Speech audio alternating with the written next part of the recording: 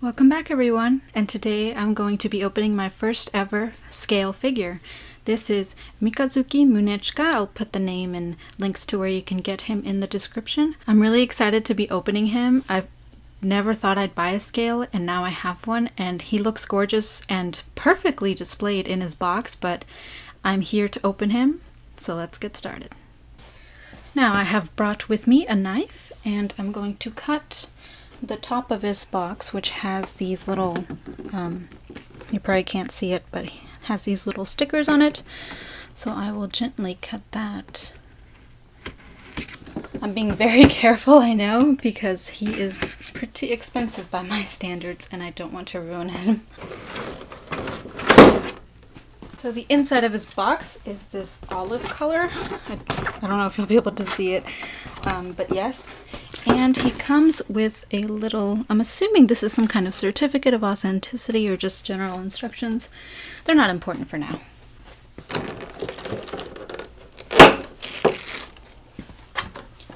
Oh my goodness! So he comes with a lot of protective stuff. I will gently peel that off and then carefully lift him from his case and then his base. Okay. He comes with a lot of extra pieces, so let me, and this is all to keep the paint from smearing, I'm assuming. And then his base has some pegs that I'm assuming I just stick on there. Wrong way. I'm already messing up. And there we go, I have him assembled, so I'm going to give you all some close-ups and voice over any reviews and things that I see. I am a beginner at this. This is my first scale ever, and so I might not be as knowledgeable about this and not be able to point out certain things, but I'll try my best. First, let us take a short look at the box. It is stylishly detailed with gold and blue paint as well as black to complicate his natural colors or his color scheme. I really like how simple it is, yet stylish. It has plenty of viewing windows for you to be able to see him within the box. The box itself also has really cool kind of transparent details in the blue as well as gold calligraphy, which I'm assuming says his name in Japanese. Where do I even start? I already love this figure. It really lives up to his reputation.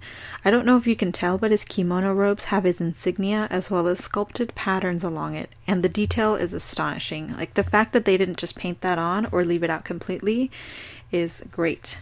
It looks beautiful under lighting. It's also painted in a shimmery blue paint that matches the color on his original character design and adds a really nice accent to its outfit. He also has accents in gold, such as his tassels, insignia on his sleeves, and armor pieces on his chest and waist. He also has some red mixed in there. To me, this color scheme is gorgeous. There's even a gradient in the armor of his chest, which is amazing to me. I can imagine that painting that might have been a hassle. Not only that, but his belt has a pattern as well. It looks like a decal instead of painted. Nevertheless, it adds really nice detail to his costume, and I'm sure is accurate to the source. I also really like how the detail in the sculpt goes into his robes as well. It looks like they made his body as a base, then added pre-sculpted clothing later on, which means that the folds are not only prominent on the outside, but going into his sleeves as well. I'll try to find a good shot of this to show y'all. Moving on to his sword, I don't know enough about how historically accurate it is, but it looks like it's accurate to the character design in the game. Not only is it sculpted to heck with details on the guard and handle, but the scabbard also has a decal pattern along it, fitting to the character's symbol. And connecting him to the character is a sculpted rope. Not a relief carving, but an actual separated piece of plastic. I'll have to be careful with that, but wow, that's a great realistic detail. His entire torso area is just full of so much detail that I love looking at it. It's really the star of the show with all that's going on there. Moving on to his lower half, there's not much to talk about. The paint job is a soft gradient and the folds are very nicely done and realistic. However, I do like that they added metallic gold and diamond accents to make it stand out and not just be a plain skirt. His feet are just standard sandals, nicely sculpted as well. However, I have heard that he's going commando, which I think is funny, but you can't see it unless you force him apart, which I'm not going to be doing. His base is just a solid piece of plastic, which does worry me a bit and feels a bit cheap, but it's pretty much the same as his Nendoroid. I do like that it's not distracting. It's just a simple, elegant black base with a golden print of his insignia. Let's talk about his pose, which isn't very special. However, it is based on the most generic pose he had in the game, so I don't really mind it. At the time, I don't think there was a better pose to reference, other than his action one, but that's getting his own figure soon anyway. I don't mind it at all. It makes him look elegant to me, and I'm perfectly happy with him just standing there with his soft smile and reaching for his sword.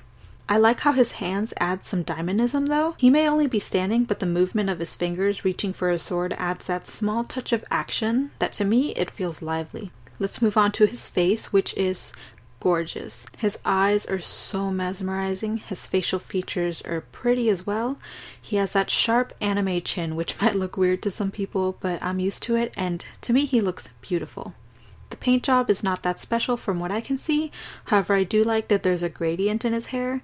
It's soft, almost not there, but adds a nice subtle detail to him. The tiny sculpted tassels on his hair are also delicately done. Speaking of the tassels, they're all spread around his outfit and feel softer than the rest of him, which makes me think it's made of a different plastic to ensure it's not easily broken off, which I think is a good thing. I'm glad that they did that.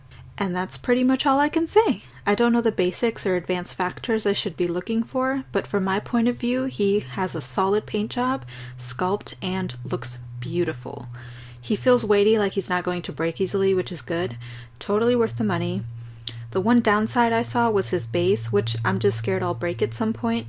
Putting him on it gave me a scare because I kept thinking back to those horror stories of pegs not being aligned in correct places. Thankfully that did not happen to me. He comes pre-assembled, which is great. I was really scared of having to put something together. He came perfect, no paint transfer issues that I can see at the moment. So far I feel like my first scale purchase is a success, and I'm actually considering maybe ordering his new figure that's coming out, which is him in his action pose.